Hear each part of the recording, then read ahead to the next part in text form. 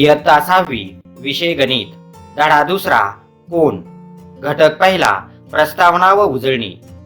मुलांनो, मागील येतेत आपण कोन व कोनांचे प्रकार यांचा अभ्यास केला आहे. आपल्याला लघुकोन, काटकोन, विशाल कोन हे कोन ओळखता येतात. आता आपण थोडीशी उजळणी घेऊ. खालील चित्रांत दिसणारे कोन पहा व त्यांचे प्रकार ओळखा.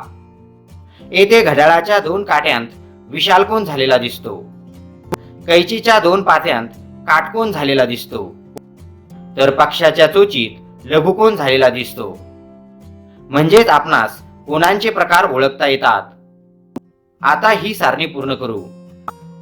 या आकृतीत दिसणाऱ्या कोनाचे नाव आहे कोन PYR किंवा कोन RYP. कोनाचा शिरोबिंदू आहे Y.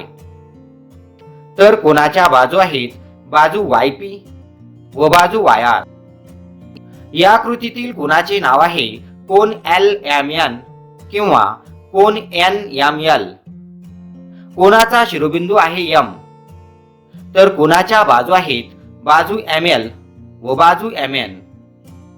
या आकृतीतील कोनाचे नाव आहे कोन BOS किंवा कोन SOB. कोनाचा शिरोबिंदू आहे O.